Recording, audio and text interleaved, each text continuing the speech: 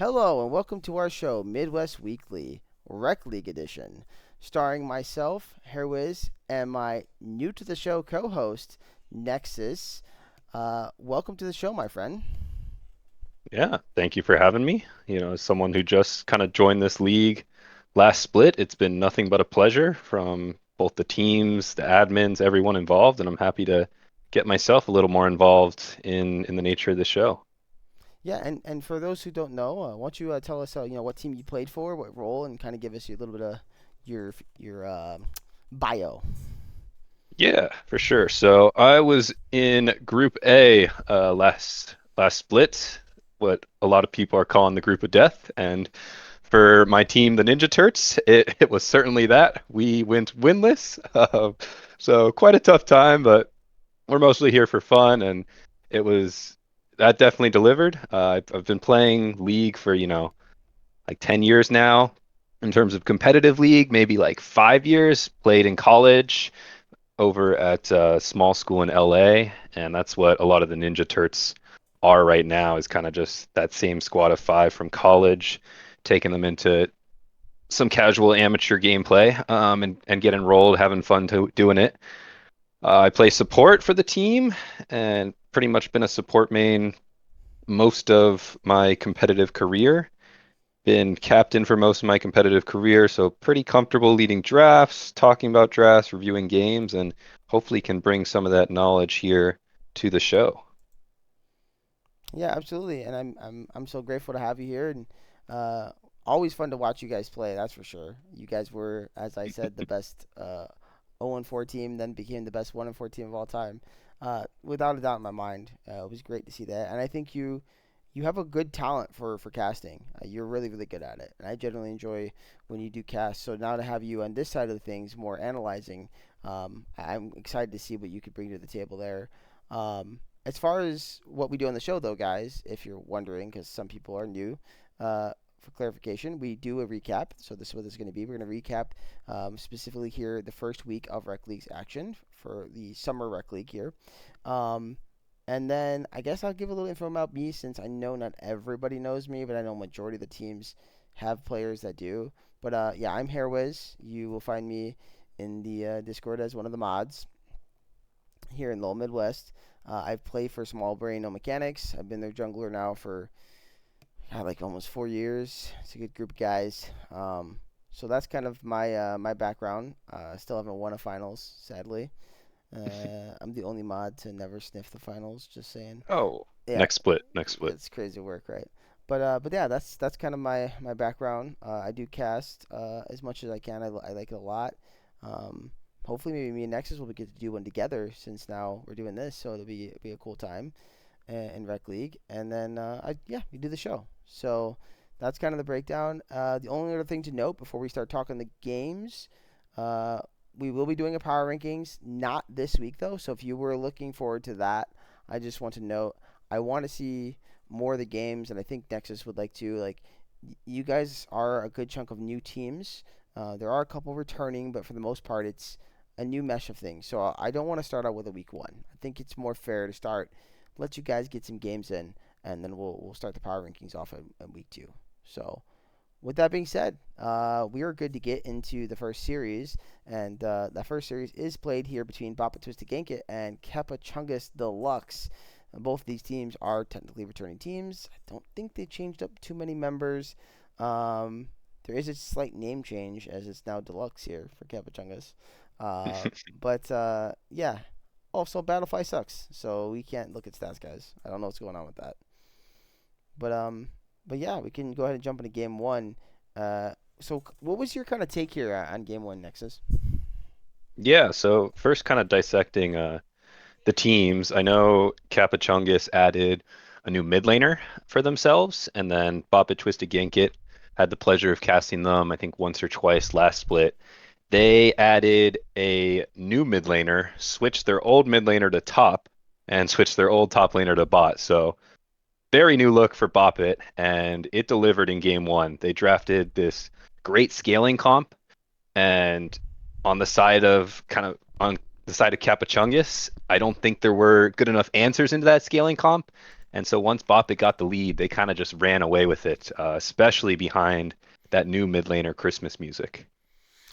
Yeah, this is something I actually just talked about in the Sweat League episode for finals. I just want to point out I do not like Viego. You're gonna hear me talking about it a lot.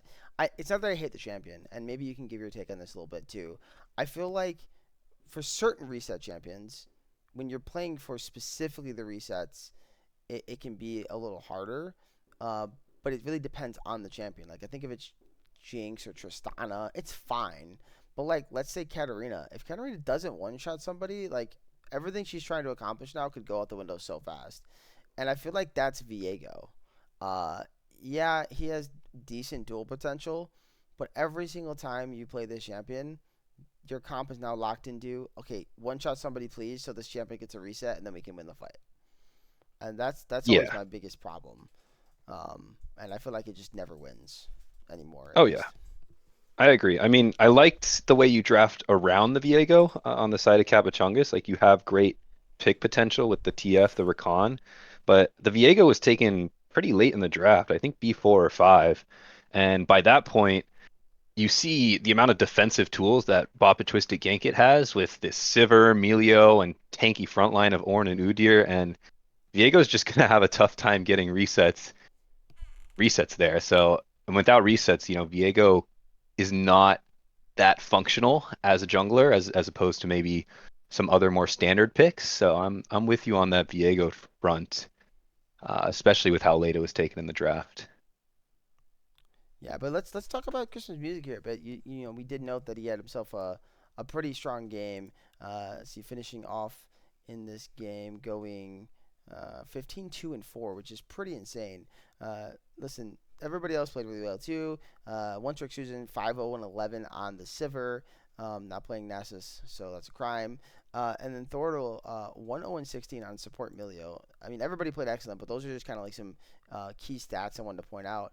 But yeah, Christmas Music, the newest member here. What was some stuff you kind of saw from him in this game? I mean, if I'm gonna be real for this game one, it was kind of just outplayed everywhere on the map, except for maybe top lane in that Ornn v Mordekaiser matchup, which you're never winning as Ornn. So it was kind of just better skirmishing on the side of Bop It, Twisted Gank It. And Christmas Music was someone who benefited from that. Great positioning as a team. You usually had Duffy, or DXFFY, I'm going to call him Duffy, leading the charge, and then great positioning from Thordle to kind of back him up, and two carries just being able to hit for free and really deliver the damage. So I don't think it was necessarily anything absurdly special from Christmas Music. Like one thing that really jumps out to me, it was just great play around his teammates and really setting himself up for success on the Mel pick, which can be tough to pilot sometimes. Yeah, I was actually trying to figure out what the first blood was. Unironically enough, it was Christmas Music with his one and only death being 8 minutes in. That's a long first blood. Obviously, and this is being rec league. We are a little lower tier in terms of elos.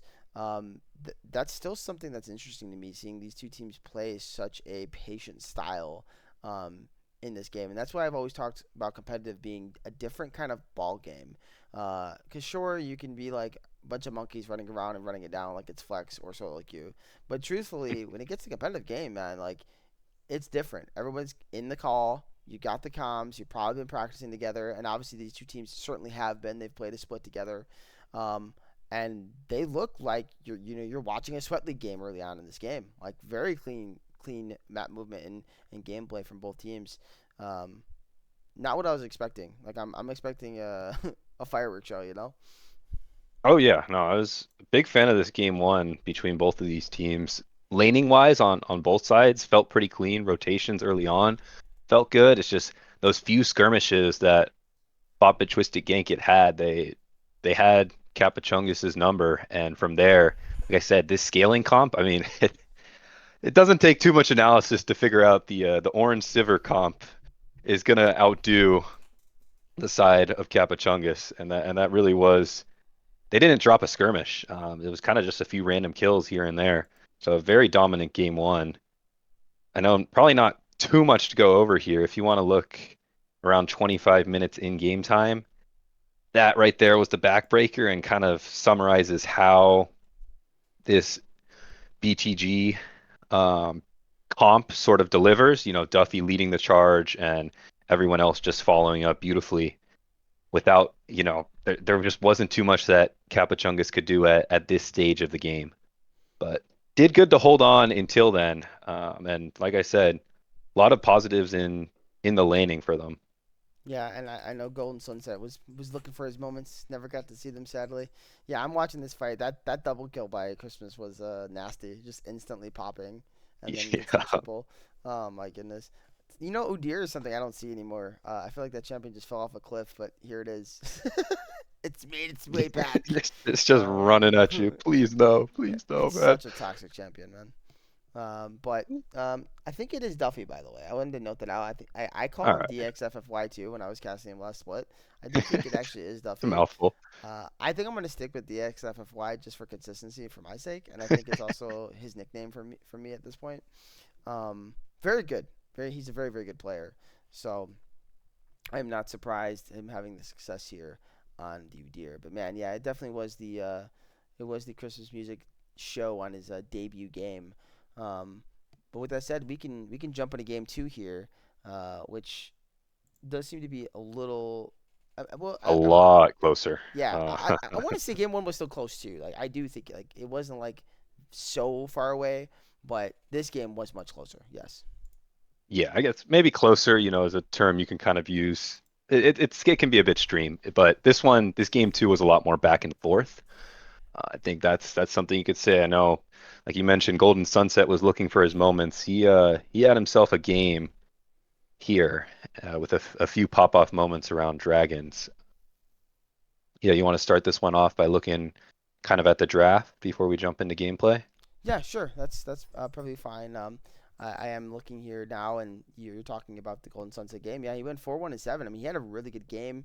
He did second, uh, tied in damage basically. Timo up Mhm. there. Um, I said his name wrong last time. It's Timu's Chuchu or Chuchi. Timu's Kuchi, whatever. It's Coochie, It's yeah. Coochie. I can't say it right. I can't say it right. I'm calling you CC. Anyways, TCC. Yeah, that's your name. Well, I'll figure something out. Timus. Nicknames for everyone, huh? I It's, like it. it's what I do. It's easy. But I'll find a nickname for you, brother. With that said, yeah, he definitely looks like he had a great game. But again, Christmas music coming into this second game, looking like a stud, man. Looking like somebody that's you're gonna have to reckon with here. For Bappa Twisted. So team looks really really good. Overall in the draft, I mean, the things I'm noting the most are it looks to be a Zeri comp at least from the outside looking in, but they're also playing hard for scaling once again. On the other side, I just see the Vi counter, but for the Zeri, but not able to get enough done. There is dive with Malphite Nautilus, and obviously Kaisa likes that too, but I feel like specifically Kaisa just doesn't do enough damage like she used to. I mean, that's just my take. Yeah, and I'd agree with that. You kind of see how it plays out in the late game. I'm a big fan of this dive style comp, especially when you heavily index into it. You have Vi Nautilus. It's just easy to pull off. You pick a target, everyone presses R, and we see that work very well for Capachungus throughout the game. The one little caveat there is Boppa Twisted Gankit comp is extremely defensive. I mean, you have Ivern and Seraphine, so that's an extra like 1500 health worth of shields to get through. And then this really beefy Cassante in the midst of all that. And both the carries of BTG navigated all these fights, about as well as you could into the point and click CC.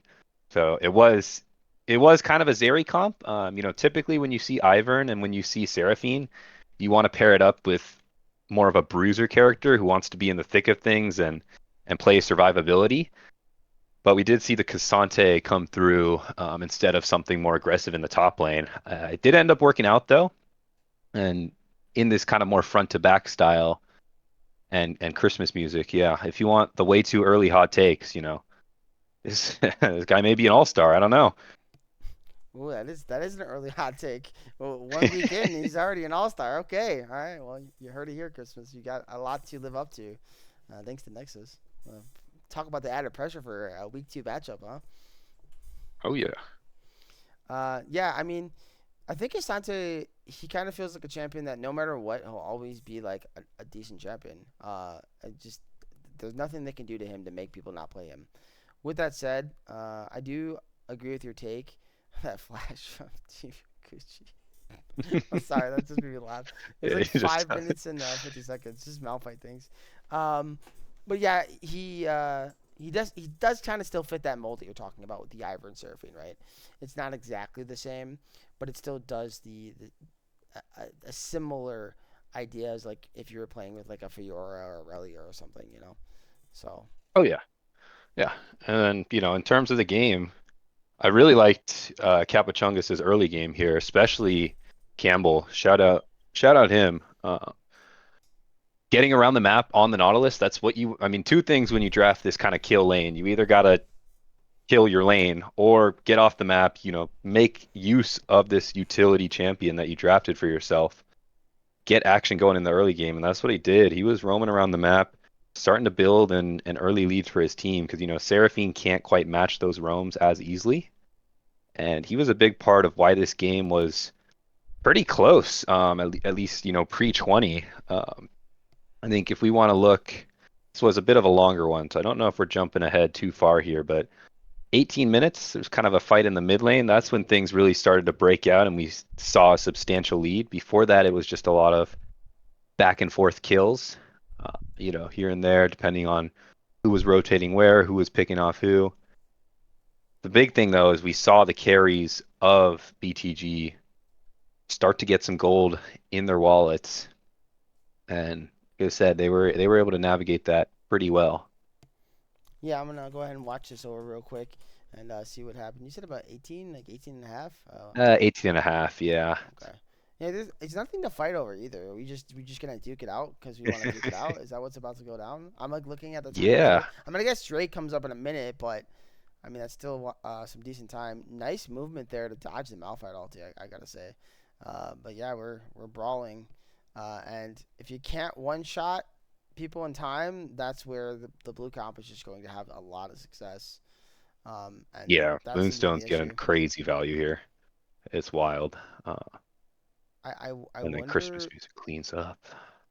I wonder if they had everybody there for that fight, if it goes better. Like maybe the Hwei needs to be there right away, but like you can't really blame him. He's catching a wave on the bot side. That's the only thing I could really note though. Otherwise, like yeah, what do you do after that? What do you do? Well, they fight back, and that's what this game was a lot more back and forth. You see this gold lead goes up to 3K. BTG's making their way to this third Drake. They're spawning the Herald. This is what I thought would be the backbreaker, watching this. And then I think fast forward to, 3 minutes later, around 21 minutes in game time, Capachungus makes a good play around the topside river, I believe. Video is not loading here. Yeah, a Yeah, I little see after a21 catch on minutes. the Thordle. Nice shutdown. Beautiful use of the cease and desist. Yeah, um, that's exactly what you want to see, right? And I think more than team fighting, what their comp wants to do is get those picks. I don't think they really want to truly like front to back or just like full send on 5 members. They want to catch out somebody by themselves or two or three members by themselves. So there's not all this healing and shielding and peeling while all the damage output is being done. Um, but yeah, I mean that's really really smart, and I think then turning to the Otacon is the correct play. The question is, do they acquire it, Nexus? Yeah, it gets a little spicy again. This Capachungus team, obviously it's very early, and the nice part about week one, very early on in a long season, we're having each team play against each other's teams are starting to find their identity. But from what I've seen just in these early two games and the little bit of games I picked up from them last split, Capachungus is at its best when Golden Sunset is popping off. And so I'd like to see, going forward, indexing into him a little more draft wise, pick these winning lanes, get him set up for success and let him deliver in team fights. We see the Otacon turnoff call. I think that was great, to get rid of the jungler. I think you're kind of running risk of being wiped because that Otacon does shred the resistances. think CLT was kind of talking about that. We had him on the cast this go around. Another great job from him. But yeah, and then the rest of the game still just more crazy action. I think, the next fight is right around that soul spawn, and this is the fight I want to highlight Golden Sunset in. I think played this one beautifully alongside the rest of his squad there. He navigates it over this dragon wall here and is able to free hit and really deliver damage. It was honestly pretty well played by both AD carries. I think this 25.5 minute fight was more of it was just all the marksmen. One Trick Susan was putting in work on that Zeri. They drafted for him with that Ivern and the Seraphine and did his best to kite, but Golden Sunset just had his number on that one thanks to being able to pick off Christmas music before the fight really got going. I don't think the Syndra ult was used before the death there, and that may have been the difference maker in a fight that close. No, I was definitely on the wrong fight because I got to a soul. The one afterwards at 31 minutes. I'm not watching yours, but I want to point out the 31-minute fight is a banger too. Oh Um, yeah, that one's a banger too. yeah, the Syndra We had getting some great Syndra fights. got a 4-man scatter of the week. Like that's insane. Like what? How does that even happen? You know? Um, yeah, Christmas music is he's gonna be something, man. This guy is definitely gonna be something. But I also do think that Capuchungus is gonna be something. I agree with your take. I think Golden Sunset getting the situation where he can perform and do his work is good for the team. He's the playmaker to carry. That's who he is.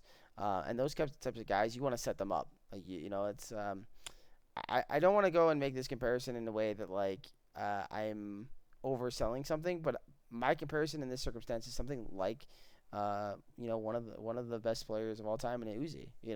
The guy just wants to play make. Just let him do it. Let him do it because that's what he's good at. Um, so I do want to see that more out of Golden Sunset and continue to play these picks that allow him to do so. Like I don't want to see him on Ash. I mean, unless you Yeah. have to. But I that's something I don't think he would thrive on, for sure. Oh, I agree. Nothing wrong with pro comps either. That makes it a little more fun. He kind of also guides you in maybe what you should be looking to pick. And in the case of this Capachunga squad, like I said, Campbell in this early game on the Nautilus, I liked what I saw in terms of the roams, in terms of making stuff happen. So when you draft this more playmaking AD carry, that does get you set up to draft a more playmaking support right alongside that. So we'll see, how things kind of break out for them through the rest of the season. But early looks, this game too was quite a spectacle. I loved the back and forth we got. Unfortunately, just once you get that, you're dealing with that Chemtech Soul into this dive comp on top of all the shielding. It's really tough to get that damage in. You have to have a near perfect fight on the side of Capachungus, and I don't think they were really able to get that angle. Baba Twisted Yank it played defensively enough. We see them rotate over to the Baron, right? The 2 minutes later, around 33 minutes, and from there it was kind of just wraps. I think Capachungus was looking for the engage angles, but just never quite able to find them. No, not at all. And as you saw the game ending, that was the most chaotic ending game fight I've ever seen in my Oh yeah, life. Like nobody we had wanted some to crazy die fights, right away, but like eventually they did. But like holy and then moly. they all just fell. Yeah, Yeah. no, it's quite the juxtaposition from game one, where we did have this slower, more methodical game one, and then come game two, we're at over a kill a minute pace, which is exactly what I want to see as a spectator. Just some crazy action and get to see mechanics on full display, and it definitely delivered. Yeah. Well, speaking of mechanics, why don't we discuss the Big Brains All Mechanics series versus Team Solid? Oh, Uh, seamless, seamless. The air was. Oh my gosh, what a transition. yeah. So this series, I am not as familiar with sadly, but I am familiar with some of the players of Big Brains at least. Cosmic Mo returning. God, what did Cosmic play for last split? My brain. He was actually in your group, the other winless team. What was their team name? Oh shoot. Well, fun fact, we didn't actually end up playing them. So I know, yes, I you went know. 1-4, but I can't remember. I can't remember either. We'll I have can to check. find it for you so it Yeah. doesn't keep us up at night. Yeah, yeah, thank you, thank you. But yeah, there's Cosmic Mo returning. Shreeze was actually a former member of my team at some point, so glad to see Mm, him playing. And then there's his brother Athiu down there playing support. And then we have Kazulan, who transitioned from AD carry on CLT's team to playing now jungle, I believe, or mid. It might have been, I think it's mid actually. And then we have Leland Leland Anthor. Am I saying that right? Maybe. sure. Yeah, Yeah. it's that's a long one. A lot of Yes. syllables. We'll figure out another nickname for him. Leland is your name for now. But yeah, that was that's their top laner. So that's big brains here. And then Team Solid. I'm recognizing some names. We have Souls. He's a returning player, as well as Zelda. Both of them mid and top laners, I think, for this team. Cyanic Acid. He is an OG. He's been around a very very long time. Very good player there.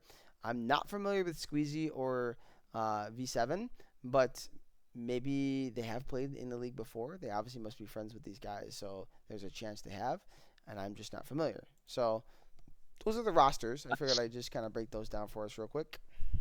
Oh yeah, glad to hear those shout outs too, because we'll see throughout the series, but I was very impressed by Zelda and Cyanic.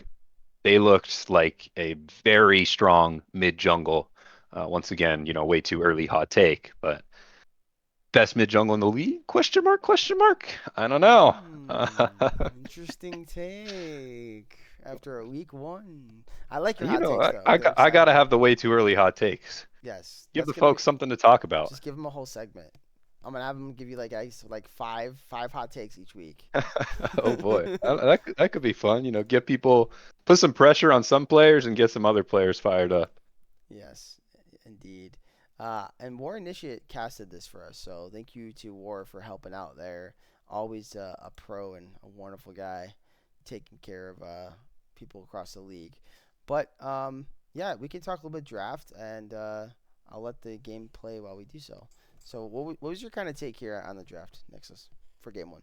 Yeah, so Morgana first pick is always interesting because in theory you can counter that with strong mage support, which Team Solid did kind of end up doing with the Caitlyn Soraka lane. I think both sides.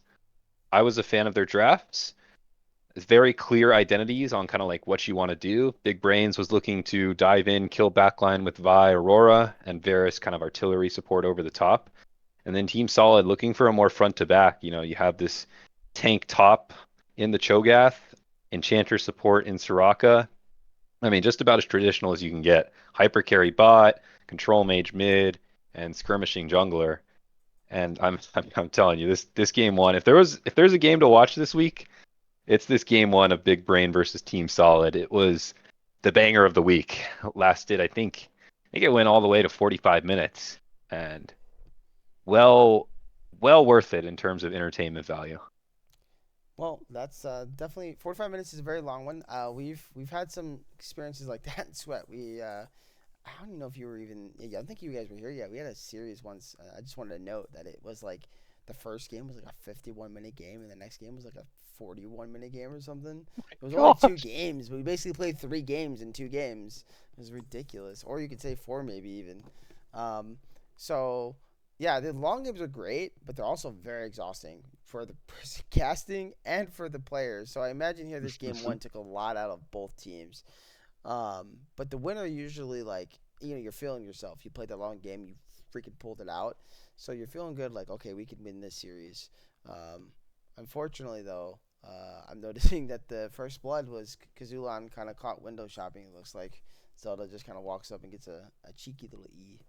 Um, but as far as again, noting back to the draft, I do like where they were going with it on both sides.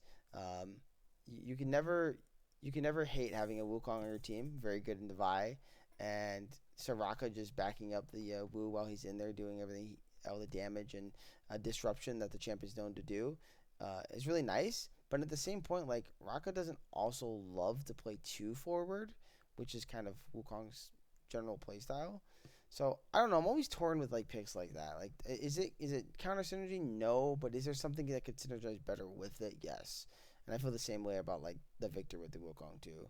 I don't know. You draft too. What do you think of like that type of situation? Yeah, yeah, I get you. I think, in a situation like there's two ways to draft, my personal philosophy, especially as someone who plays bot lane. There's drafting for yourself and for your main pairing. For That'll be your mid jungle, your bot 2v2, and just a matchup you can be comfortable in. And I think that's something we see with the Soraka. And then, the other avenue of drafting is so because Soraka is great into Varus and Morgana. You can generally play far back enough to never get hit by a snare, and then also heal yourself up through any and all Varus poke. And so lane stays pretty stable, and then you let your Caitlyn kind of farm up, which is exactly what happens. And then the other way to draft is kind of drafting for the team. And like you said, the team kind of wants to do opposite things, but I'm okay with it in this case because we do see how the Soraka can play behind this beefy front line. I think that's the angle they were going for. And in the situation, I think the Wukong was one of the last picks. No, early pick Wukong. It was the Cho'Gath and the Victor that were last. I think, maybe at that point it was kind of just a champ pool, like what can we do to get solid damage and solid front line, kind of trying to navigate what they could around the Soraka once they had it. Absolutely. Yeah, and I think that's a great take. And I see drafting from that angle now more than I would normally. I always think like for me, picking the B1 or your R, 1 2, like usually want to try to pick around those picks as much as you can, unless they're really forcing you to hard pivot. And that would be an indication of like they're just gonna look to counter your early picks. That's their focus. Let's make this vibey one unplayable, for example, right? I don't know if it was B1. It was just what I was looking at here in my head. So stuff like Oh yeah. that is my normal concept with drafting. But I do think you bring up a good solid point. Sometimes maybe the synergy just coming from mid jungle or bot lane or uh, top jungle is also a key focus and can be where you make your win conditions. Yeah. And good drafting elsewhere on the map too. This was a fun draft to watch too. You get some spice with the Alawi. Love that pick into Cho'Gath because you do have some agency in terms of pushing him in. And then I think just great answers on both sides and really drafting yourselves for stable lanes and getting yourself set up where you're comfortable fighting early and comfortable going late on both sides, which is what made this game one so enjoyable to watch. Absolutely. I'm just gonna kind of skim through a little bit here, but is there anything that kind of stuck out to you in a fight or a play that just really made you go, oh? The ending, but we'll get there. I mean, I'm okay with jumping to the ending. I'm never mad about Nah, that. no, that'd be a disservice to this game. You kind of just gotta. Like I said, if you're gonna watch one game this week, this is the one to watch. It was just a lot of back and forth constantly. I think great positioning from Cosmic Mo on the Vi in terms of target selection. We saw that come in handy a lot. And then great positioning. Zelda guy is my MVP of the series. Obviously, we'll see his game 2 and 3 performances, but it was just back and forth, lots of fighting. Gold swings never really getting too high in either direction. So, there's no single moment that sticks out to me. I didn't get to watch this one as detailed as I maybe would have liked on the first go around. Um, but we can kind of maybe fast forward through to the end game because that's where we see these more tense, full-on fights. I think there's one around, yeah, kind of starting at like 30 and a half. We see this is like Cosmic Mode doing exactly what you want to see on this Vi, getting picks, great target selection, taking down Zelda guy, and then looking to transition that into a Baron, 30 minutes. It was great team play from both sides in terms of getting waves in and then looking to make plays. I think the most Then shocking thing about this game is we're looking at this 31 minutes, and Otacon is still just chilling. It's getting to a point where is Otacon even worth my time? You've oh already yeah. you're already getting to your items. You're obviously um, already having your XP is. I mean, everybody's almost level 16 at this point. besides maybe supports. And it's like, I don't know if that's gonna be game breaking. Man, Theo with a beautiful flash in there to start it off with the chains. He does die, but I mean that allows for them to get the pick. That is really really nice setup there from the Morgana. Oh Unfortunately yeah. though, then all of a sudden it starts going the other way. Yeah, that's what I mean. It's so back and forth. Both teams positioning, pretty well and capitalizing on missteps on the other side. It made it a good one. I think 35 minutes in too, Cosmic Mo, that was his play of the game, picking off the back line like 35, 30, kind of around that fifth dragon spawn of the game. Uh, Gets another pick on the Zelda guy, flashes forward to take care of Squeezy too, and then the rest of his team just trying to follow up where they can. Go ahead and take a Fun to peek at watch. this. Yeah, no, I mean, and that's definitely what we're here for. We're here for Fun League of Legends. Though don't get me wrong, I don't mind games that like take forever and have you low kills because those are still classics in their own right. But who doesn't love a good Fiesta, you know? Oh yeah. And then we see, I think 40 minutes in too. We want to just keep fast forwarding all around because that's kind of what we have to do. Keep up with all the action. A lot of kills again, and you think like, oh, 40 minutes, four players down, like maybe now we can end it. Still not the case. They're knocking down two inhibs. The game's still going on, and once you get into these crazy late game scenarios, and anything beyond 35 minutes, gold lead matters a lot less, and it comes down to just better team fighting, better positioning, and Team Solid, I think, was always up against a wall when you're facing an Ocean Soul at that point, but still keeping it close. I was a big fan of how these teams kind of navigated side lanes in these late games. I felt like no one had any drastic missteps. The picks on the side lane from Leyland, his death on the side lane was him looking for angles and respectable angles at that. So you can't really be too mad at that. How in the world can, Then the are we rest is not just ending here at this time though? Like this that's timer isn't endable, right? Like wait, they just walk uh, at the Nexus, right?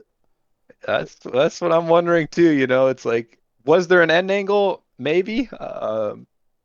That's a whole situation too with the Nexus towers respawning. Speaking on my teams in these late game scenarios, there's always a little bit more doubt that comes in because if you do get kind of aced or wiped as you go for that end and those Nexus towers respawn, you put yourself in a lot bigger hole than you otherwise would have been in. Well, I just see it from this angle. Right after that play, Zelda tried to flash on top of the Ilaoi. Uh, Mhm. there's no flash on the Victor. You have a wave crashing into the turret, so Victor has to walk over to try to defend the wave. And Ilaoi can meet up with you. She has TP. I do generally feel like at that point the game was endable. There was like 40-second timers, 30-second timers on everybody, but Raka. But I don't think Raka is gonna stop you. It's just the Victor, and I think they have enough damage to one shot him there, even through the healing. So that's crazy. They don't end, but I understand too. It's the first game of the split for the team, and they're still learning how to play together. And it sometimes you lose a bit of that focus on we can actually end here. Oh yeah, yeah, a lot of nerves and I get it. I think, when you do have this lead and if you're comfortable on the lead, which when you have Ocean Soul, I think you have every right to be. I think we see them before they really do make that game-ending play, right around like 45 minutes. I don't know where we're at now, but you know, they get the Baron, they get the Elder, and they just have those two game-ending buffs and kind of just march it in. And that's where you think it's game. But then we have another crazy fight, like 46 minutes into game time, three inhibs down, Elder Drake up. You're like, surely this is it. But you got to see this fight too, this whole ending sequence. It Otacon was was never taken in this game. Is that what's like, happening right now? oh my gosh, yeah, I didn't even notice that too.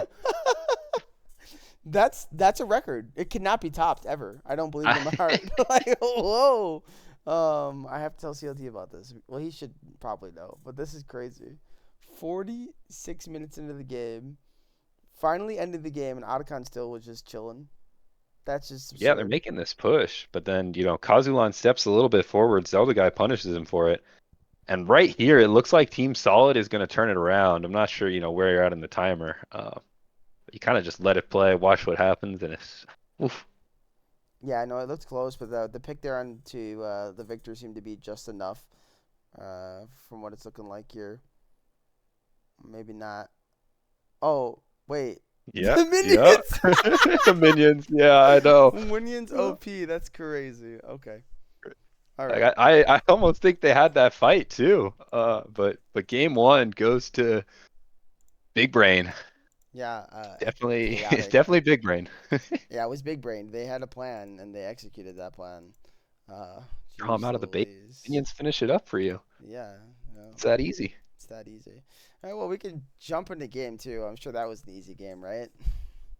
Yeah. I would say compared to that game one, games two and three were a lot more tame. Not to say they weren't great games filled with more action, but you know, Team Solid did a great job. The mental it takes, after losing such a long game, especially to something as silly as Minions, it's incredible, and they were able to bounce right back into it come this game too. I Yeah, saw the draft, and you know, like I said, I'm not too familiar with champ pools, but I'm kind of an Elise hater. I feel like it's one of those champs you have to get ahead in order for it to be useful. And it's not always the case that you can get ahead and can pilot it successfully, but hats off to Cyanic. They did exactly what they needed to on the pick, got around the map, executing tower dives and executing that early game base damage on the Elise. yeah. She's So I could tell you, I kind of agree with you for the most part, especially because she's just not really a meta jungler no more. Her clear speed isn't like crazy.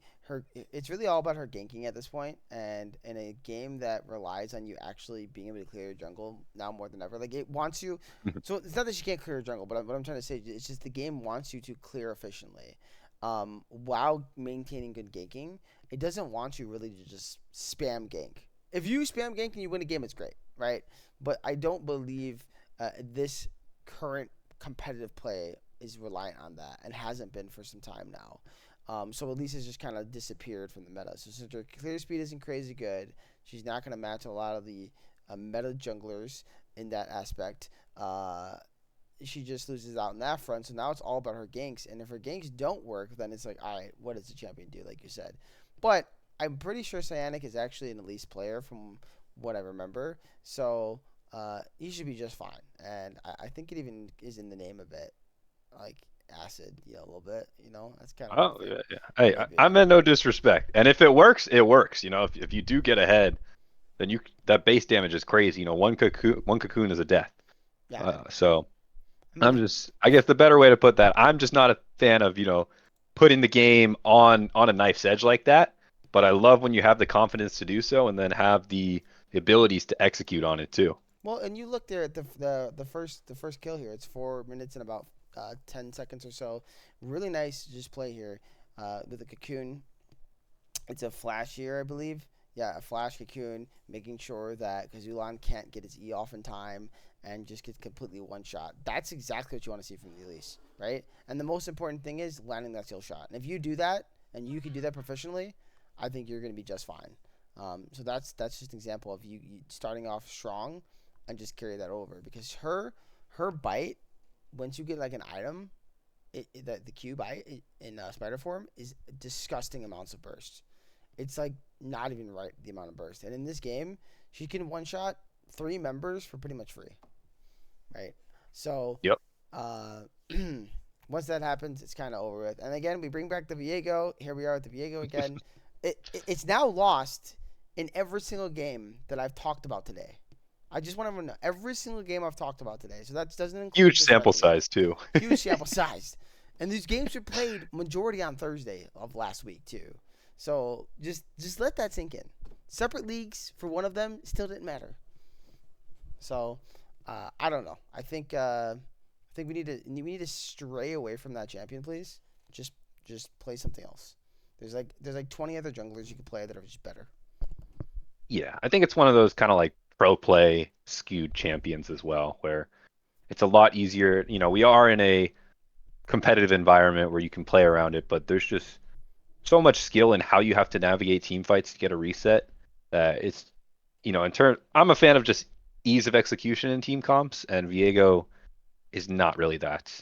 Uh, but zooming out to the rest of draft, I really liked what the bottom lane of Team Solid did again. When you draft Leona Sivir, great answer into that. Braum into Leona is a free matchup for Braum that Leona just is never able to go in. And then you kind of match the Sivir scaling with the Jinx scaling. I think Team Solid, like I said, this week one, we're starting to figure out teams' identities.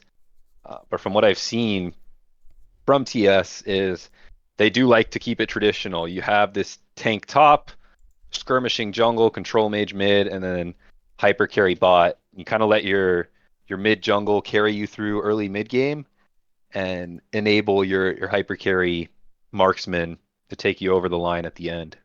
Yeah, absolutely. It kind of feels like these teams are actually similar too, for that matter. Like their week one was uh, matchups against each other that are similar styles, which I think is rather interesting. And I almost feel like that with the first series too. I don't think those teams are too vastly different there as well. So week one getting similar styles, which means week two might be a little more spicier in that front. Um, but yeah, I do think the biggest takeaway for me, besides the fact that Braum is just really good at Leona, like you said, is the fact that I just love Jinx. S plus two champion, man, busted, super OP. Just pick that every game, Yeah, and you win like 80% of games. I swear. that's a champion where resets are a lot easier to get. Uh, Yes, yes, yeah. yeah, But her you can do resets a lot aren't more with those. required. Her resets aren't required to win fights. It's just the added bonus. And you know once you get them, like if you get the Jinx reset, you're like, okay, okay, it's playable, playable, like super playable. Just Jinx reset, GG, you know. So that's the nice thing about Jinx. And with the burst they have on this team comp, with Hwei, Elise, Gragas, which if there was one bad thing they did, this is the one bad thing they did with drafting and whatnot. It's just drafting triple AP. That's it. Mhm. Topside. That's the only bad thing. If this Viego and Ornn itemize well, it could be hard, but unfortunately, the AP champions got really fed early. I mean, we're talking. I'm looking here at 20 minutes. We've got Yep. three Drakes, 5, 2, and 3 Hwei, 4, 1, and 2 Elise. I mean, good luck. Yeah. And this was another back and forth game too. I think you're just a little more comfortable navigating the team fights on the side of Team Solid. You have, like I said, ease of execution. And once this Elise gets ahead, Cyanic, big fan of how they navigated it, getting picks. And then once the dragon stacking came in, it was pretty easy for them to have this simple win con, play for this Infernal Soul, and then just let the damage take over. If you go a Yeah, little more forward to like Otacon was 23 also taken minutes. at 20 minutes. Yeah, and we had the Otacon taken.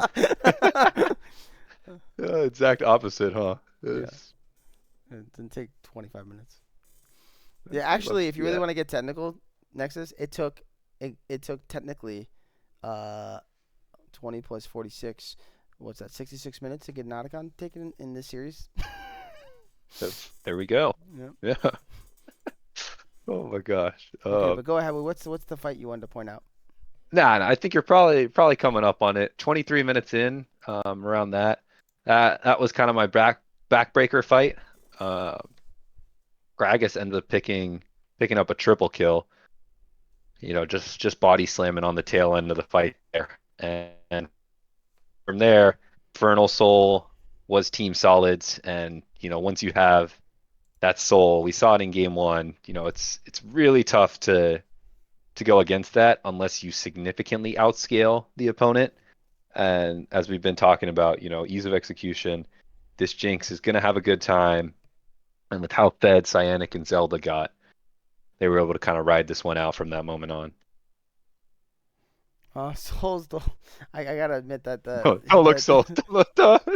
he flashed and he the minion, but still gets the kill. It's classic. Yeah, Sorry, it don't Souls. gotta look pretty. It This is don't gotta Gragas look pretty. gameplay, it's It's fine. it's bombos. It's bombos. But yeah, I mean that looks to be pretty much it. And he said, you know what? I might have messed this up, but still gonna take your Sivir's life, and I'm gonna blast our way on to the next game. And that's exactly what happened. Yep. So So game three here then, huh? yeah, game I three. think That's exciting. I following up love game draft. threes. Oh yeah, especially Fearless. Like you get to see spicy picks, and that's the one thing that should jump out to you here. I think once you pull it up, it'll be pretty obvious. We have the Vel'Koz mid for Zelda guy. Yes, I do So see it. that was pretty fun. I always love to see spicy picks like that. And from what I saw in the gameplay, you looked very comfortable on it. I like the way they drafted around it too. You have this crazy just wombo combo team fight here with Jarvan, Vel'Koz, Gangplank, Misfortune. Just press your alt buttons, and if anybody's in there, they are going to die in half a second. There's just not only so much you can do about that. So that was a really fun draft to see on the side of Team Solid. What are your thoughts on Big Brain's draft? Um, I think the draft overall is good. I like the Trundle pickup. Trundle has become a champion that's found his way back into the meta. I talked about a bit of him on the Split League episode of Midwest Weekly. Specifically that Mhm. he loves to control objectives. That's really what he plays for. And obviously his skirmishing is good. And then if you have a tank in the game, he just disappears. In this case, it's pretty much J4 you're gonna alt most of the time. But I think if J4 is jumping in and you're alting him and you instantly pop him, that's great. The problem is J4 has a situation where he can lock down all these immobile champions besides Malphite. Like Malphite is truly the only champion that can get out of Cataclysm here without Flash.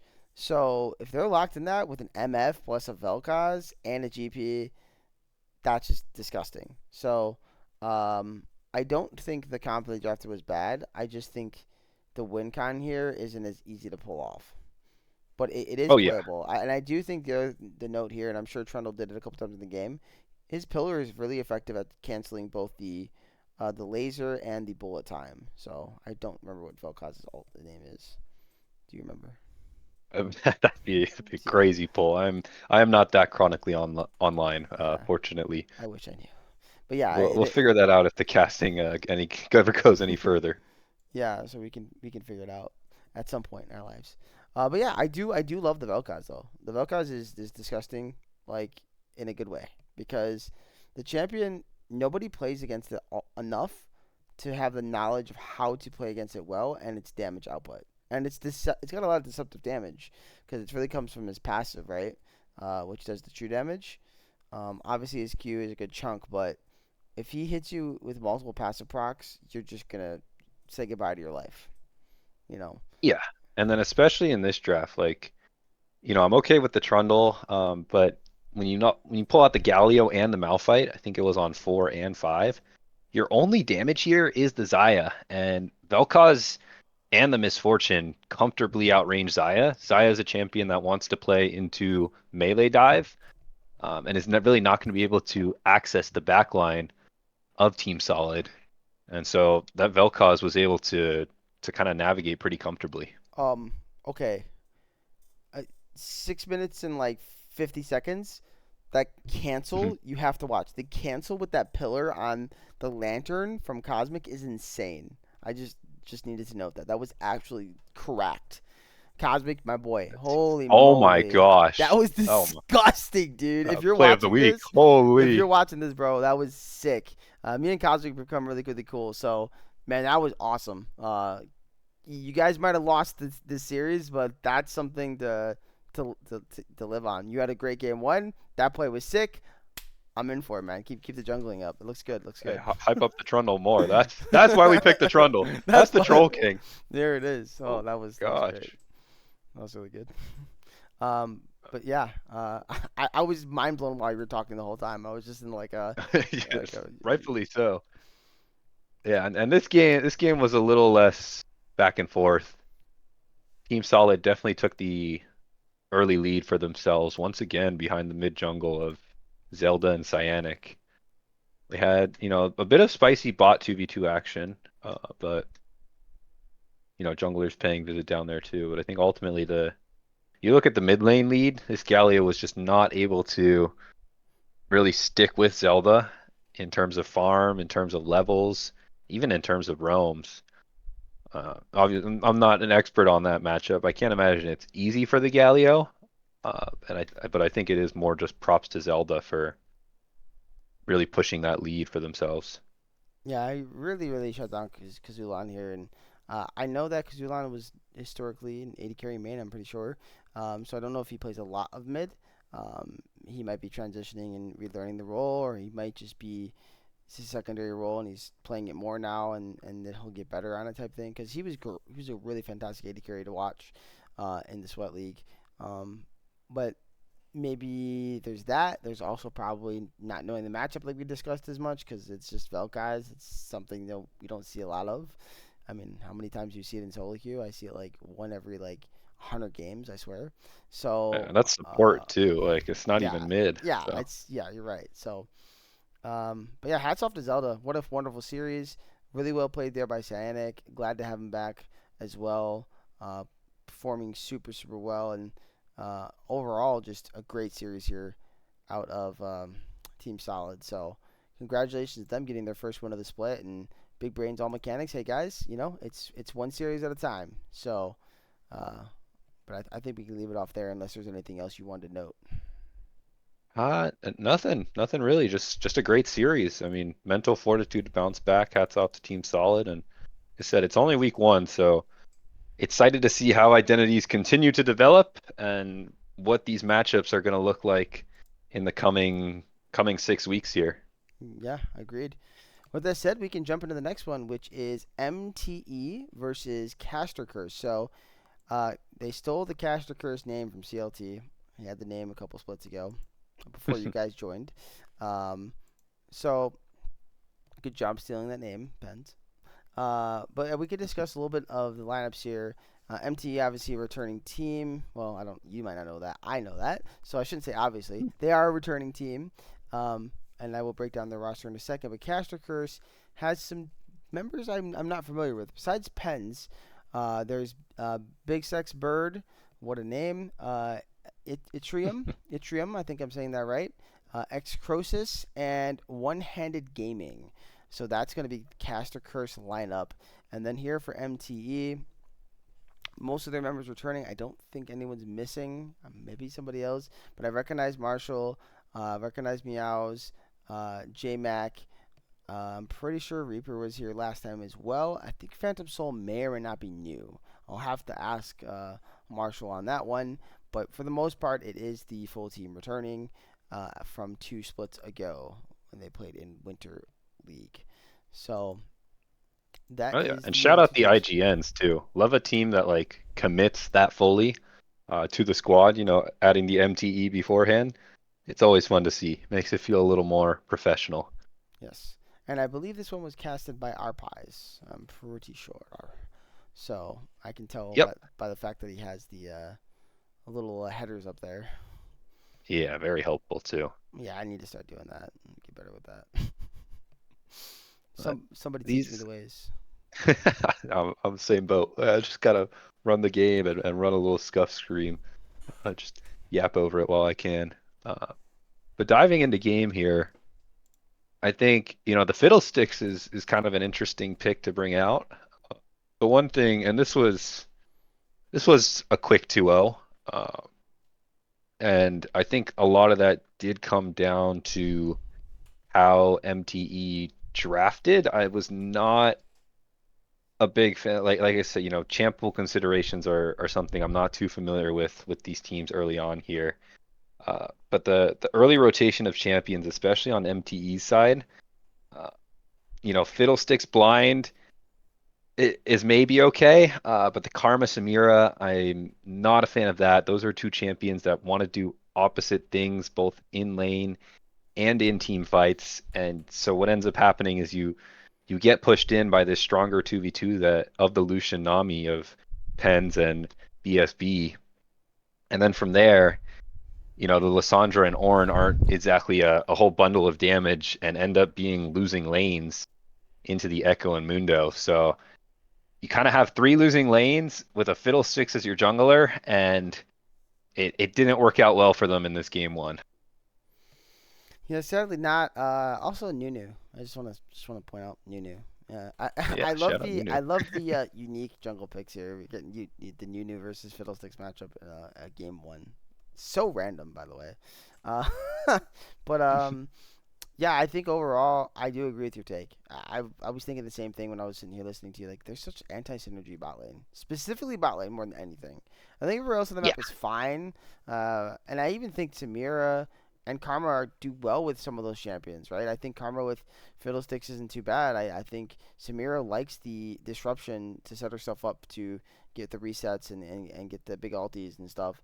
So I'm not too bothered by what the rest of the comp is trying to accomplish if you just had a better bot lane together. That's all. And I think at this point you probably just opt in. If you're gonna go like this kind of engage heavy with Fiddles, Lysandra, just opt into playing something like that on the bot side as well from your support, which would then synergize with the Samira. yeah, I agree with that. And the game, you can kind of speed through this one. It was a 10K gold lead at 15 minutes, and a large portion of that was just due to superior laning on the side of Caster Curse. They navigated these lanes really well.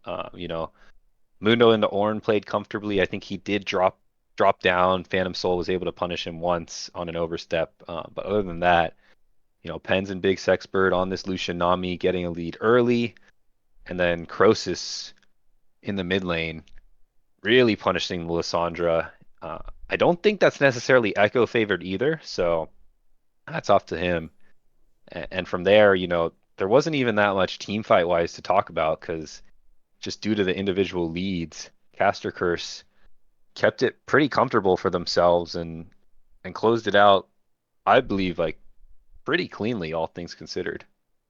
Yeah, when you have that big of a lead, it gets pretty difficult to do too much. I mean, and obviously they gave a nice attempt to try to um, make some plays here and there, and they were able to get some picks. But you know, the thing is, even if this game went late, it's going to be hard because the Mundo is just going to become a menace, and I don't think there's really a lot that can kill him. So Yeah, especially the Samira Karma. yeah, it's pretty unfortunate from that standpoint. But MTE, they were a team that I'm glad came back. So I don't want to make them feel discouraged here. I think the big thing here is just work on the drafting. I think that's where you guys got to start. Improve your drafting, and then from there, I think the gameplay will improve because Oh yeah, synergy with your comp is very very important, especially that dual bot lane. yeah, 100%. And that I don't want to gloss over, before we leave this game one. When MTE got team fights off, there was an early Drake fight. They actually came out on top, I think like 6 minutes in. And then there was an overstep from Caster Curse later on in the mid lane. They were able to punish that too. So, they're pretty well synced in terms of team fighting and when to go in together. The tough part is I'd like to see, maybe you draft stronger early. That way you set yourself up in those spots where you can team fight and can skirmish, well, maybe not ahead, go into those skirmishes even and then let your team play take over because I think that's their strength from what I saw in these two games, and they really didn't enable themselves to play towards that with the lanes they drafted. Yeah, I definitely agree. And then on the flip side, from this first game so far, Caster Curse looks really, really strong. They've come out the gate. I mean, with this type of dominating victory, if we were doing a power ranking, I mean, they could be considered as a number one, number two team right now, right? If we were to do it just based on that information alone, it's a very, very good win Oh yeah. here You, in you game want one. another way too hot take, way too early on? Um, I can drop a Caster Curse number one. all right, this guy, it's got three. We've got three. We've got All right, three. I'll do one for each game, huh? Yeah, apparently so. Now you gotta have a fifth one in there somewhere.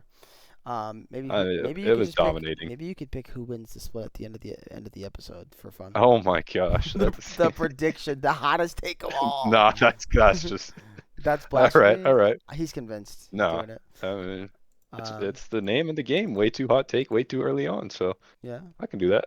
All right. Cool. But yeah, here let's jump into game two. And what is something that stuck out to you here in game two, either in the draft or in the game? Uh, Similar story, man. You draft these kind of questionable. early lanes that don't set yourself up to play to your strengths of team fighting. I think the angle here was that you're drafting scaling, and it's like, oh, okay, maybe we can sit back. But Ram is first pick. Once again, I don't know if it's a champ pool thing. There was, a Nocturne ban coming through on the side of Caster Curse to take that away from Meows, but Ram's first pick lets the other team kind of draft around that, draft AP, draft things that Rammus doesn't like playing into. And then you have a Smolder Swain bottom lane. Those are two champs that also don't do very similar things. Smolder, you want something that can build space for him to farm, whether that be, in more mid-game team fights with something engage or just something more defensive in the eyes of like an enchanter or what I call warden type supports like Braum and Tom Kench. So it's again just what I'm gonna call a questionable bot lane draft, especially in the 2v2. And then you look top lane as well, and we're drafting Sion into the set in a top lane matchup that we already kind of fell behind in game one. I'm not a fan of just setting yourself up to be pushed around in lane, and it did end up costing Phantom Soul. I think I would have liked to see everyone on this MTE squad on something that they could pilot with a little more agency in the early game. Yeah, that's definitely a fair take. Though I do have a little bit of a. This is going to be our first kind of something we kind of disagree on. I actually think the bot lane actually is fine together. I think they synergize well. The Swain sets up the stacks for himself nicely, but he also sets up the stacks nicely for the Smolder too. I mean, every time he gets Yeah, the never move, if that's what it's still called. And I also, in the terms of like giving him that space, I mean, Swain definitely does that pretty well. I mean, his ulti and W are just really good in team fights to be an E. I mean, basically those three abilities are very zony heavy, so it allows Smolder to fight where he wants to pick his spots. Um, so I don't think it's that bad. Uh, but that's my only thing I would disagree with. But I do still kind of get what you're saying. I just don't think it's as bad as like the last comp, the last bot lane. I think this one works a lot better. yeah, that's fair. And they were able to farm up better this game. They did fall behind, and I think part of that is laning into a stronger AD carry in Corki. But I'm just always a fan of bot lanes that want to fight each other. So there's always going to be a bit of bias there. But I do see the vision with the Smolder Swain. Yeah, you just want to duke it out. I understand, man. It's in your blood. It really is, man. I'm not here to sit around and like handshake a Sivir lane. He's I'm like, here for some fun. I'm not trying to lose lane. I either win lane or I flip the lane, but I ain't losing lane. Exactly, exactly. I do. And we kind of see that first gank. Sorry to interrupt. I just want to bring it up while we're on the subject. Like 6 minutes in that first gank, or a little pre-6, 5:30. Yep. The 2v2 is not too strong. I think Meows may have been better off playing towards his other two lanes, because this Swain Smolder until they get, I will definitely say I agree with you on like the level 6 part, building space. But until those champions get their stacks, they can't do too much early. Yeah, 100% agreed. On the other side of things, Cassacre's playing this Azir Pantheon. Big fan of those two champions. Pantheon's great, has been for a while, so well set up there. Um, Set we don't see a lot anymore, but I do think Set the Science fine. I mean, this guy's gonna stack a bunch of HP, and then Set's gonna ult you with the showstopper and lead your whole team, and they're all gonna die. So that might not be that might not be the angle, like you said there. And then Galio support definitely unique. It feels like this series was all about what can we pick that nobody sees anymore. I don't know. Galio Swain support, and then the first game obviously was the new freaking Fiddlesticks matchup. It's very very interesting to me, and that there might be a little pocket meta forming here in this league that's going to be a little more different than what we see from our standard sweat league play, pro play, or high competitive play, right? So something to note there, which is actually exciting because I'm happy to see some different champions. Oh, 100%. Yeah, I mean, especially in like incorrectly. I'm also of the opinion like meta at even sweat league level of play doesn't matter so much. Comfort is a lot more important. At the pro play level, at the very peak, sure, draft the best champions, but ultimately draft what you're comfortable on, because that will result in piloting these champions that you know how to pilot. And I'd rather see you on something you're comfortable on than something that is just strong for the sake of being strong that you may not be comfortable on. Yeah, That's a pretty cold take, but just just practice. agreeing with you. Yeah, here's the thing. Honestly, it's more of if it's a meta champion and you want to play it, just practice it. You know, I hadn't been playing a lot of Pantheon Zinzao. Like, well, I should rephrase that. I've been playing Pantheon a lot, kind of, in like the earlier year, because I just liked the champion. I was having fun with it in the jungle before it became heavily meta. But then I started really spamming it when it became meta, and I'm like, okay, this champion felt really good for me, and then I ended up doing really well with it. And then Jin Zhao is something I've played for years, but like I hadn't really touched him in a while, so I had to go back and practice him again, so I could actually pull him out in our games. But for the most part, the meta picks are great for me. But even if they weren't, I'd still yes favor comfort, but I would try to practice some of the meta champions because Oh yeah. they're strong for a reason, right? And if you can play them, it makes your team stronger. Uh, so that's kind of my biggest take on it. With all that being said, I loved seeing draft wise from both teams. It's exciting to see, like I said, the different champions. Rammus did get the new changes and buffs, so bring me some Rammus. He's fun. Nice steal, by the way, Meows. That was really, really Oh nice. Like yeah. 18 minutes clean. Um, but yeah, I mean, they were kind of keeping this game close here for a bit. I mean, 18 minutes, it's only. I mean, yeah, I guess it is a 7K goldie, but it It's feels close. It feels closer, you know? it does feel closer than it is. And you always have that threat of the scaling in the late game. But just ultimately, well done to Caster Curse. Drafting these strong lanes and executing on them, keeping the comfortable lead. And then for MTE, excited to see how they adjust going forward. Because from everything I've seen, they're a great team fighting team when they do fight as a unit. Yeah, just got to grow and find ways to improve. So we'll see how that goes. But yeah, Casticker is looking like one of the best teams in the league for sure. And again, congratulations to them. And we'll see more of you guys here in the coming weeks. But with that said, we have one more series to talk about, and that's going to be Happy Jellyfish G League versus MN Misfits. So I'm going to start with Misfits here first. I think this is the for sure newest team. I don't think I know a single member here. We have Walla Ford. We have XLO Cats, Rieger Comebacks SCN, SZN. I don't know why I said C. Soka Senior, and then How I Met My ATC. Okay, that's good. You guys are getting called almost none of your names if I cast you, by the way. Like, it's just not happening. You're getting nicknames. Happy Jellyfish G League does have some returning people. We have Smoles and Ronin, who both are returning players. Ronin, aka Soup. He's normally a mid lane main. I don't know if he's playing mid for this team. He's been playing a lot of jungle as well, so maybe he's playing jungle right now. I'm not sure. Smole's kind of a similar story in that department. Ashes, I think that might be the Ashes that just won the split. I'm not sure, and if it is, that's cool. I'm not sure though, but he is on there as a sixth member, I think, if that's the case. I'll have to see when we get in the game. And then we have Pretty sure it is. I Perps. don't think they were playing this go around though. Okay. We have Perps 133, Quagmire, my goodness, and Murph. Oh my god.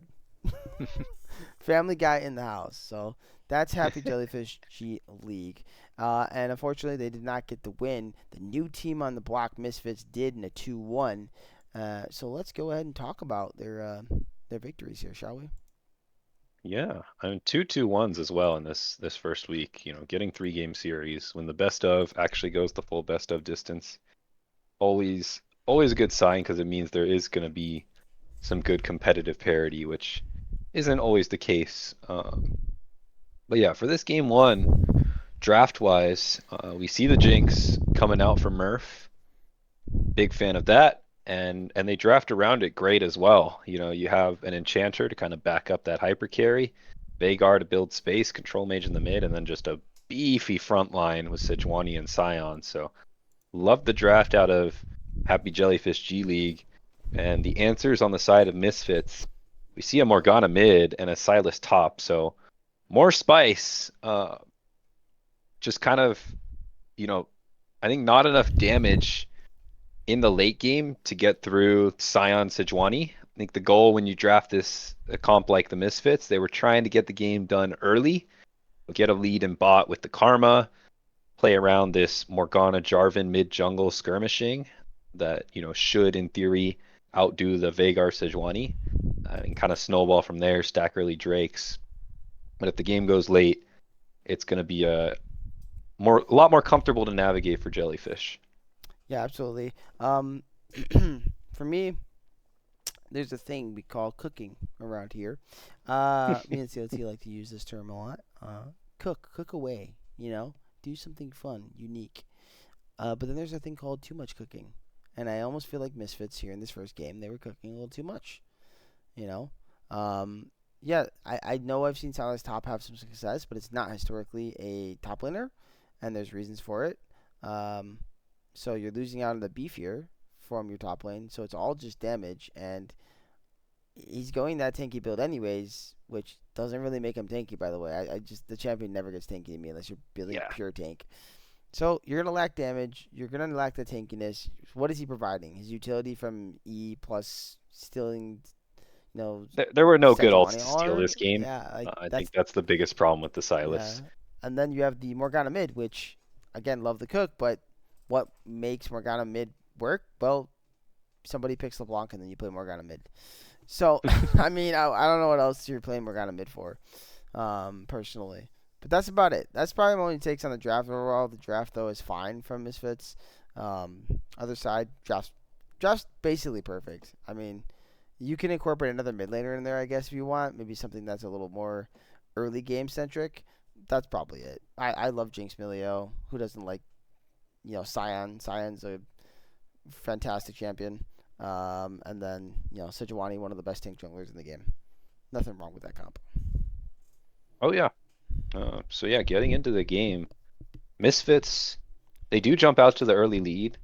This was the one series I didn't get to catch as much of in terms of in detail, but still a banger in all three games from what I've heard.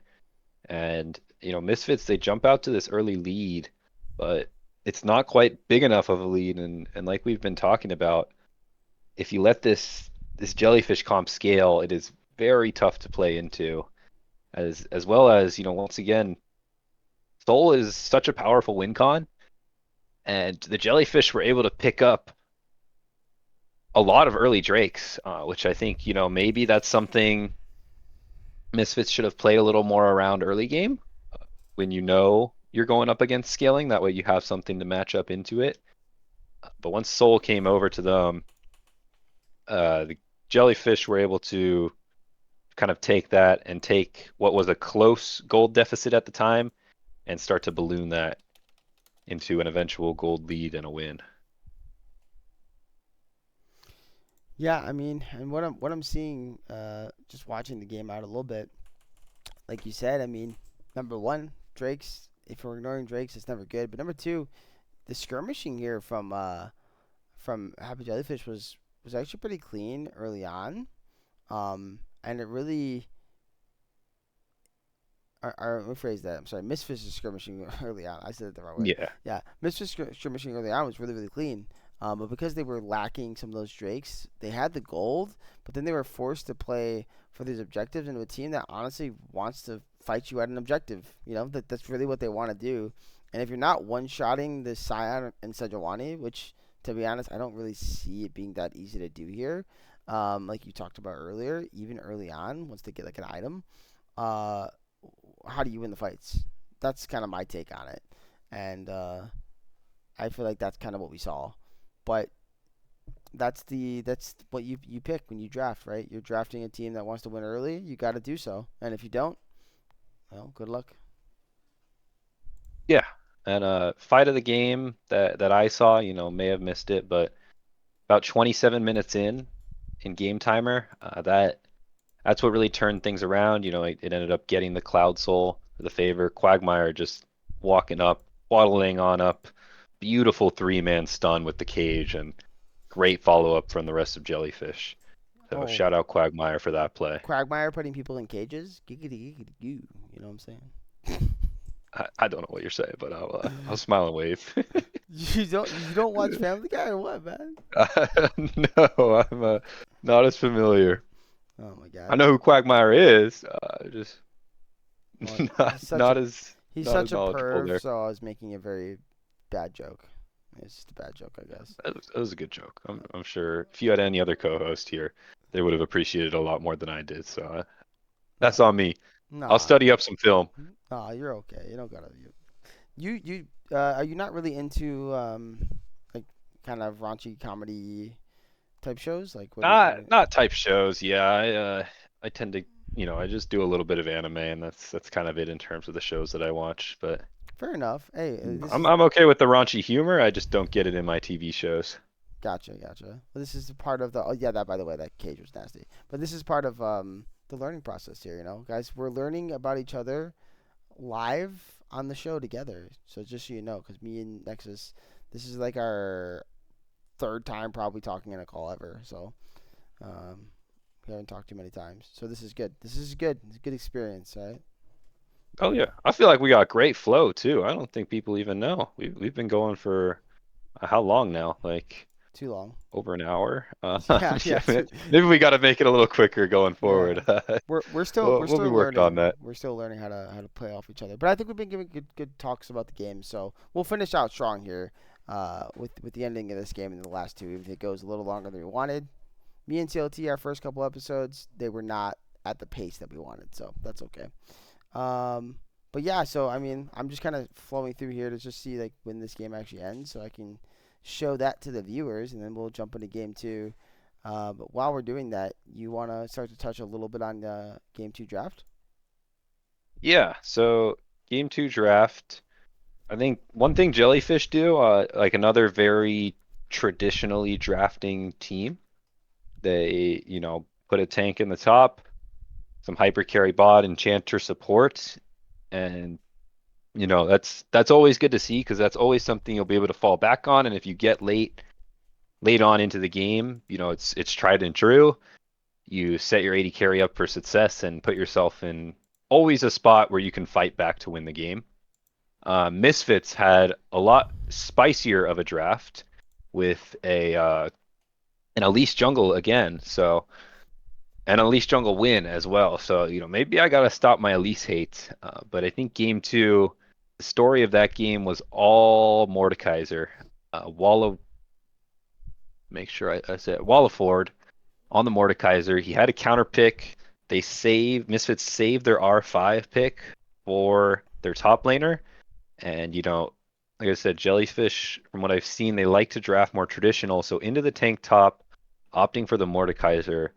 Mordekaiser was kind of able to take over, and it wasn't maybe not take over, but Mordekaiser was definitely the carry of that match. It was another very long match, but fun to see too, because I think these teams drafted to set themselves up well in both lane and in kind of mid to late game. Very clear identities on both sides. So, and then executed well too. I liked what I saw. You got thoughts on that game two draft? Anything pop out to you? Nothing really pops out. I mean, except for maybe Hecarim. Not necessarily because we're seeing Hecarim for the first time in a while, but more because I just not a fan of it too often. We talk about the Elise, but like Elise is actually good in the Hecarim too, by the way. So Oh yeah. Hecarim here just feels in a weird spot. Like, sure, he could have success, but what he loves to play into, like what his preferred champions are low mobility champions. And here, I mean, there's a lot of mobility. You got the Ari, you got the Ezreal. Um, Elise doesn't have mobility technically. She kind of does with her repel. So there's a lot of tools to make it harder for him to just stay on top of people. Of course, the Shadow of Onslaught can do a lot, but it's it's certainly not going to be uh, enough unless he's like really ahead. I think, and that's another problem with Hecarim. I feel like the champion needs to be fed these days, at Oh yeah. least. and that's tougher to do on Hecarim than it is a champ like Elise, because all you can really do is run at people. You need great setup around you, and you don't necessarily have a super, from what I know about Hecarim, the way to beat it is invade it. And so, you're not as safe in that clear as maybe other more meta junglers. And ultimately, how I met my ADC, Perps did all right on the Hecarim. I was able to do decent work, but I think the Elise ended up offering more utility for the team. Yeah, which is crazy to say because I mean Hecarim definitely has great utility. In fact, technically has more because his alt and his E, right? But at least just she's such a unique champion, you know.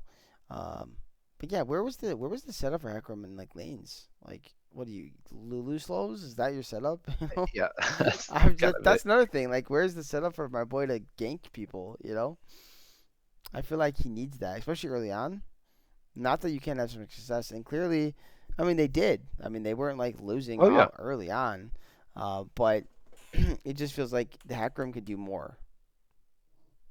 That's just kind of my oh take. yeah. Story of the game though was this Mordekaiser. Got up to an early lead, both CS and kills, and come these skirmishes, the Mordekaiser just rolls on up, ultied Murph a few times on the Sivir, and picks off that backline threat, and from there, playing into that top side as the Mordekaiser, that Tom Kench, that Hecarim, that Diana, Wallaford's going to be very comfortable with that, and really built some great space for the rest of his team to do the damage. Because I think Ari was right there with him damage wise, 43k on the game. And then Lolcats also went deathless this game, which is no easy feat into a Hecarim Diana dive. No, not at all. But at the same point, like he has pretty good peel set up. Like I think the Ezreal can relatively hit free fire here in this game. Like, of course it's not giga free, but once those couple cooldowns are down, if Thresh can keep him safe, like it's over. Ezreal's just gonna hit you now. What do you do? Um, whereas the Sivir, like she does have the setup, I think, from the Lulu, but I also feel as though having the Mordekaiser in this game, if he ever gets to touch your Lulu or touch you, like it's over. But the synergy there is great. Like the mid game for the Happy Jellyfish comp is actually really strong because Sivir plus Hecarim Lulu is a really nice setup. I do want to point that out. Oh yeah, yeah. Press your ulti buttons and just run at them. Just Hecarim run at loves them. playing with Sivir. Yeah, just run So at them. definitely get that. Run at them This game, another menacingly. another long one, but a lot of back and forth. So I think this is one of those games, I'm not too nitpicky on anything I saw in terms of map movement. It's again well played to both teams. It's just this is one of those games you get back in the VOD review station, you look back on every single team fight, think on how you could play it better, maybe a little bit of map movement here and there with objective setups, but another fun game in this week one. Yeah, I mean, I hope this is not a trend every week where we're having 40-minute plus bangers all the time. I mean, I like them, but they're also long and they're exhausting. Um, so, uh, 47 minutes. Yeah, yeah, it took Elder to finally break that stalemate. But before that, it was like seven Drakes to get to there. this is So like the third Elder we've seen this week, by the way. The game before had an Elder too, yeah, and then I think there was another one that did too. There's been a lot of Elders. I don't think I've ever seen this much Elders in my life. Sweat yeah, never gets the Elders, man. Where's the Elder at? I think that's going yeah. to be the difference in the two leagues, though. I think the power of knowing how to end a game. It's a true skill set to have, um, Oh yeah. and whatnot. So, did they actually flip this? Is this a full fight for the Elder, or like I'm I watching now? mean, a little bit, but I think it was always kind of under control for Yeah, the Misfits red kind side of here. kind of actually a little scary. I mean, it's 2 for 2 early on in the trade, but there's no Hecarim. So if they actually try to start hitting it, like they force him to walk in, could be pretty scary. I'm just kind of watching this over this 46 minute. Oh my goodness! Before dawn, the other gets one tapped. Jeez Louise. Yeah, and then Ronan does what he can, but it's pretty much impossible to get out. Oh yeah, just more consistent damage too. Once Murph falls, Lolcats was able to bring their team over the line here. Yeah, well, great game two here from Misfits. That'll lead us into the final line of the week, and that's going to be game three of this series. So yeah, let's go ahead and jump into it so we can finish up here. Nexus for your first ever episode. Yep, and we'll work on the pacing going forward too. I think that's a lot on me getting used to cutting down and dialing in on the more important stuff. Draft wise though, we always talk about that first. Game three, Fearless, you get some more spice coming out. Cho'Gath mid for Quagmire, and then a Rumble top, different look for Ronin, less tanky, more kind of agency there. A Mumu jungle as well, so a very beefy damage heavy top side, and then on the other side we get a Blitzcrank coming through for Rhaegar comeback, which always a pleasure to see Blitzcrank, especially when you see an Enchanter support. I'm a big fan of slamming that because it makes the lane a lot tougher to navigate for whoever that Enchanter is, because one hook usually means you die. Yeah, I love Blitzcrank by the way. I'm a big Blitzcrank fan. Are you a big Blitzcrank fan? It sounds like you are. I'm a pretty solid Blitzcrank fan. Yeah, I mean it is situational, right? Like if you're into a tanky top side, maybe don't play it. But especially in Fearless, if you want to be on something that does have, engage potential, sometimes Blitzcrank is the best option in those later games. And definitely here, I said into those enchanters, it's a nice pickup. Yeah, I mean you kind of lose lane if you don't land a hook, like you were kind of mentioning a little bit here. But other than that, a single hook, you die. That's it. That's all that really matters. But on top of that, they have a nice setup with the Blitzcrank here. You've got the Ornn Zac. Like this guy, he's cool to play the game. When they engage, he just then isolates a target for the Echo and the Varus to just shred immediately. Yep, and this was another very long game. No, I wasn't. You know, What was Yep, the average game time for this series? Was it like 40 minutes? probably because I think this one went Did they go to Elder? just about 40. Yep, it did go to Elder. I don't know if Elder got taken, but it was. Let me see. I know it was an explosive last little team fight. So no, Elder didn't end up getting taken, but Misfits, they definitely could have taken it. It did come down to Elder, and that was ultimately the catalyst for you know pushing these teams to fight and get to the end game. But a lot of kills going back and forth too. More than a kill a minute again. Quagmire did all he could on this Cho'Gath to keep Jellyfish in it. This guy was a absolute unit. He was just walking through these team fights, running at lolcats, feasting on him. Yeah, Cho'Gath mid Don't know too. how much health he had on the end of the game, but that was the reason the game lasted so long, was Quagmire kind of keeping his team in it after really pretty much everywhere else lost. Whether through lane or mid game skirmishes, but Quagmire was holding the line valiantly there. You know, Cho'Gath mid is not something I see often, but I love me some tanks mid. Why are we going tanks mid?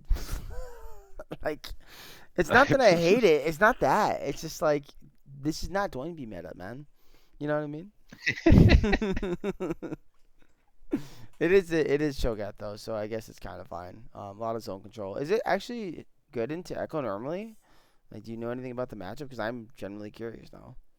I mean, I feel like it'd be for a little bit of background. I should have given this in my initial background. I played some off roll, just like on a solo queue account. So I'm about diamond off roll, probably no longer, but was diamond off roll, so pretty comfortable on how most lanes work. I wouldn't say it's a good matchup, but in theory, this Cho'Gath is going to be pretty comfortable because it's melee into melee, and if you play around silence, whenever Echo jumps on you, I don't think any side is killing each other, and you're okay farming things up as Cho'Gath. That makes sense. Makes sense. Though the Echo did get a big lead. I mean, I just watched him get shut down here at 20 minutes, 21 minutes ish, and he was 6-0. So maybe he wasn't killing Cho'Gath on repeat, but he definitely was going to the side lanes and destroying people's lives.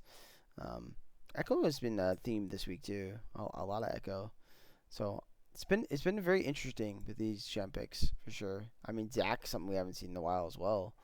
So Yeah, I mean, Rec League, this is why we have the Rec League, right? You get to see maybe the theme of Rec League, like just fun picks and crazy long games. and triple kills on Ornn. Maybe quadras. Yeah, Yeah. Oh, quadra kills. Wally with a quadra kill. quadra kill. To my knowledge, it's the Yeah. only quadra kill I know of at the moment. So congratulations, buddy. There might be another one, but sick, sick. I have to actually watch that full quadra kill through that real quick, so all the viewers can see. But yeah, we're gonna be finishing up here in a second, guys, because I know I'm a bit tired. I'm actually doing two shows today, so I'm pretty exhausted. I'm sure Nexus wants to Yeah. get to bed soon. Um, but yeah, man, what's your like final take on this game, and then I mean, give us your take of the first week and how you feel about what you've seen. Yeah, that's fair. Apologies to everyone, especially Hairwiz for keeping you around the show so long. But for the end of this game, I think the comp just came together a bit better for Misfits. They were able to, keep this Varus alive, and based off the lead they had everywhere else, they just team fought a little bit better, and were able to come up. But any game that goes over 35 minutes, I believe can go either way, just because it only gets that late if it was close. So excited to see how these two teams kind of adjust going forward, because I think from the games we've watched here, it's it was the toughest to kind of maybe see improvement points, both in terms of draft and gameplay. Execution wise was good all across the board for both Misfits and Jellyfish. So looking ahead, zooming out to the whole league and the whole teams, and a very exciting week one. I think one thing to bring up especially is how the environment has been. Seeing a lot of just good spirited GGs thrown in there. It feels like everybody is here to have a good, fun, competitive time, which is exactly what the Rec League was established for. So I'm excited to see how it all comes together, especially week two, week three, in these coming weeks. We'll start to get power rankings up on the board. We'll start to see how these teams develop identities and how they improve over the week. And I'll be here for it. I think both me and Hairwiz will get on a few casts, and we'll be here weekly to kind of recap the games in a bit shorter fashion as well. Yeah, Your final thoughts here?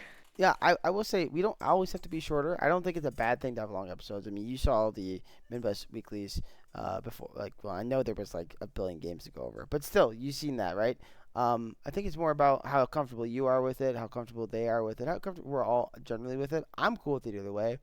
Um, but it's been a great first episode, and I've enjoyed having you on. Um, and I look forward to doing more episodes with you. As far as the rest of the league goes, I'm excited to really start diving into games. Like I'm ready to get back on the horse, and I feel like I kind of got like a week off there, not by choice. I had some medical stuff going on, but I'm excited to dive into more of the games, actually get to watch more games and cast more games, and just see where this rec league goes. I think these two teams looked very, very strong to me, and I feel like we got really good week one matchups. I feel like everybody matched up relatively well for this first week, which makes me wonder about week two. If we're gonna get maybe some more like blowouts, are we gonna get more tighter matchups? Because the styles seem to be close, and I think the theme for these two teams were really good drafting and macro play. That's what I noticed from these two teams. So, and that's what made them similar, and that's why they were so close. And we talked about that with Big Brains and Team Solid, how they had similar late game styles, right? And then I think Papa Twisted Ginkit and Capuchungas like to team fight and just snap engages. So these teams looked very similar. The only difference there was kind of Caster Curse versus MTE, but yeah, I'm excited for week two. It's gonna be a fun second week of the rec league. Kind of give you guys the schedule, and since you're already here too, can you see the schedule in the rec league? Yes, yes, I do Okay. see it. Okay. So Cool. Cool. Cool. good on the So teams for getting it scheduled so quickly too. I know, like they're on top of it. But here's what we got going on, guys, just so you're aware. On the 9th, which is Wednesday, we have Caster Curse and Capuchungus going at it. And then tomorrow night, well, yeah, that's tomorrow night. It's 8:30 CST. We have Big Brain All Mechanics versus Misfits. Should be a fun one there. And then for the one that just got posted, it's going to be Tuesday. That's Minimum Talent Esports versus Happy Jellyfish. So it should be a very fun start to the week, and we only got one more to get posted. So that's pretty much it for me. Yeah, good. Same for me. Good, good luck to all the teams and thank you everyone who tuned in. Yeah, thanks Close again. us out. Yes. Thank you, Nexus. Thank you, everybody, for watching. And check back with us in probably about a week. We'll try to get a scheduled date for like what works best for us, and we'll see you soon. So thanks again. Have a wonderful night.